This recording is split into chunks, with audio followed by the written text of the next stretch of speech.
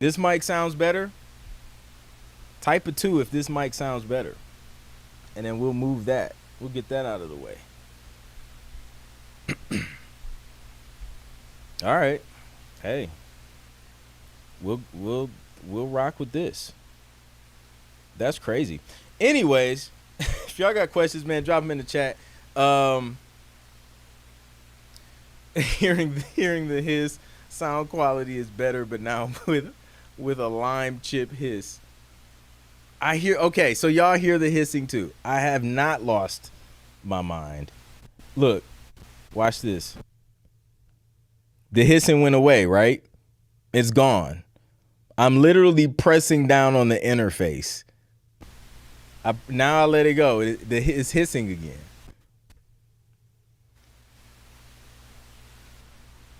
That's crazy. And I don't understand why.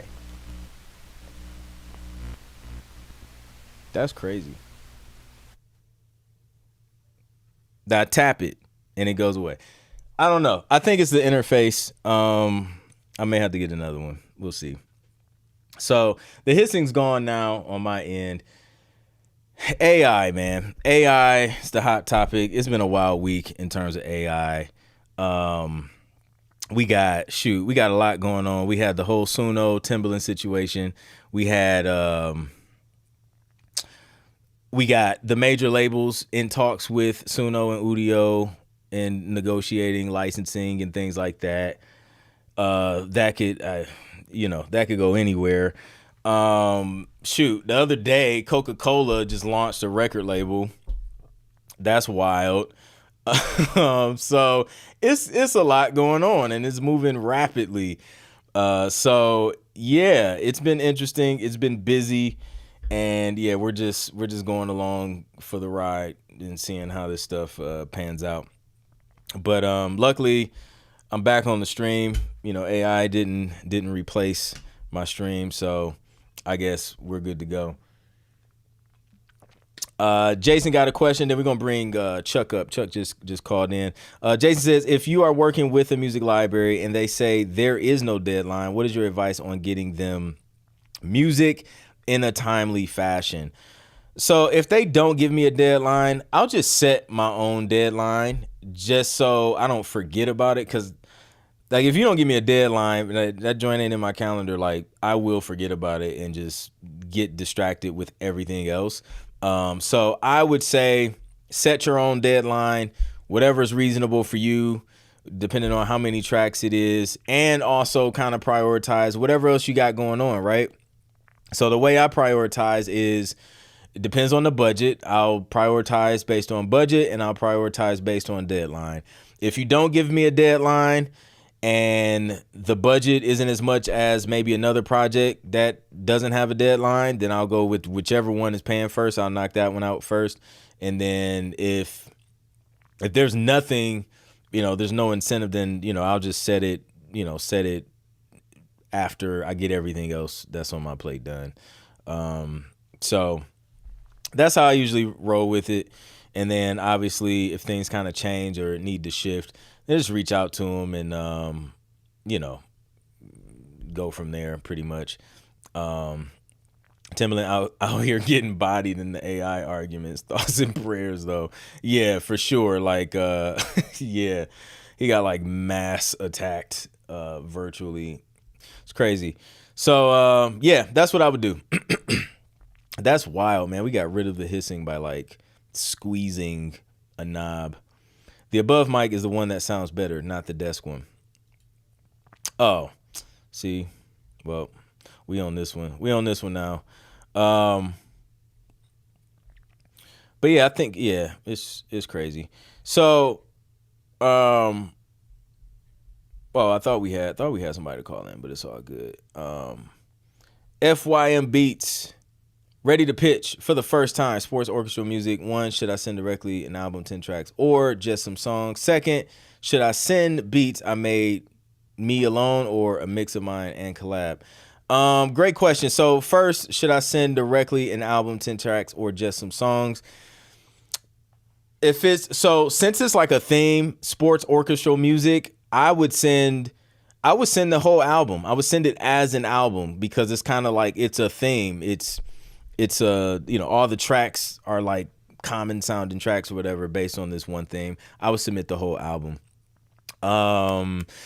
Number two, and I think that's a great approach because now you got like 10 tracks versus a couple tracks getting signed, and then they'll probably pitch that whole project as a whole to their clients, which means it could potentially increase the amount of placements you get. The album play's been a good play. Yeah, album play's been a good play lately.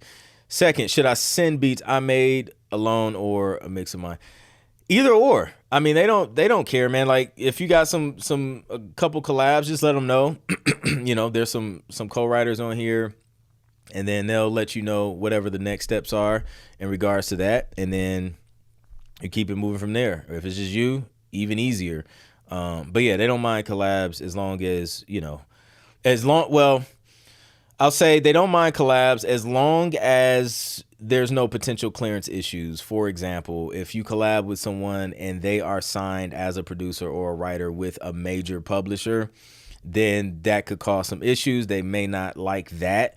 But if they're independent as well and they're easy to get in touch with and you got splits and all that stuff sorted out, it shouldn't be an issue. So yeah, Rich says, I hear everyone talking about sending a playlist to libraries for submissions, but I'm not sure what that means. Make a Spotify playlist and an email with a list of links, something else. Great question, Rich. So let's clarify what we mean when we say submit a playlist to music libraries and things like that. So a playlist is something, there's multiple services where you can do it. The one I prefer personally is disco.ac. But there's other ones out there that kind of do the same thing, like Real Crafter. Shout out to Real Crafter. They were one of the sponsors at Shades of Sync last year. And Disco, Real Crafter. There's some other one, like I heard about Swayzeo. I've never used it, but it seems like they kind of have a similar setup. But what it does is it allows you to create specific playlists for pitches, right?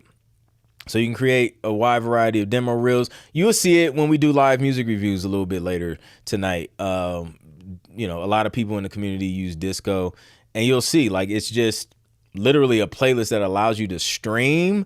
You could enable an option for them to download so they can stream only, they can stream and or download, or, you know, whatever. It gives them options, and it also includes metadata, and you can include lyrics, you know, writer info, contact info. Makes it really convenient when you're pitching music. That's what we mean when we say a playlist.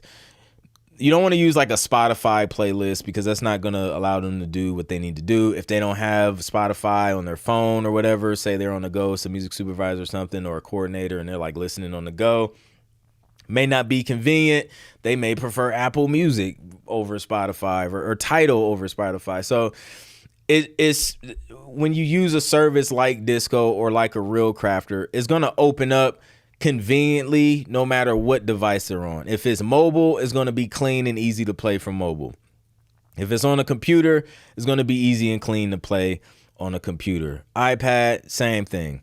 It just makes it easy when you're sharing stuff, and it doesn't eat up their email space if you're versus like attaching MP3s and WAV files and stuff like that. And don't use Google Drive, please. Save everybody the headache, and do not use that, because man, those permissions, man, yeah, just don't do that. Don't do that. I have used box.com when I first started. It was free. Sometimes I still use Box, depending, like sometimes they may ask for a box. I've had some where they ask for WeTransfers. But I usually don't do WeTransfers too much just because it may expire. So, all right, we got Jason, man. Let's bring Jason up. Looks like he has a question. Yo, Jason, can you hear me, bro? Uh-oh, you just went mute. I'm so sorry about that, man. I didn't have a question. I was just trying to log on. Oh, and I you're just good. realized you were alive. So I'm so sorry about that. I'll I'll It's I'll just continue listening. it's all good, man. Take it easy. All All right. right. Yeah, man. DJ Rail says, right, just saw a video today where he trained AI on a hip hop producer instrumental. Crazy. Oh man, yeah. It's a lot of it's a lot of things going out there, rumors and whatnot. Lamar Franklin, hear you well. Okay, dope. No doubt. Yeah. Google Drive, yeah, thumbs down to Google Drive. Yep, indeed. Yeah, so yeah, man, it's definitely been a lot. It's been a lot. If they ask you for your MySpace link, it's a scam. 100%. Like, just assume it's a scam if they mention MySpace. Also, Universal Music will not ask you for $200 to submit music to them.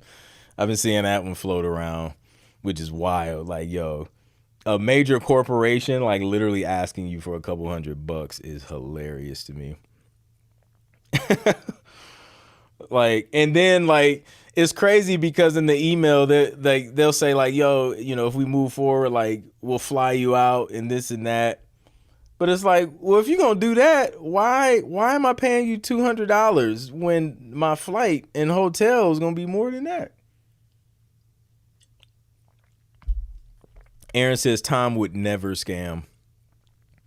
We just got a power flash here in New Jersey, rain coming, but my MacBook and connection still holding up for now. Oh man, weren't y'all having a storm a couple weeks ago when we were live? I know we've been getting rain like, man, most of the week. So it's been crazy. Yeah, it's been crazy.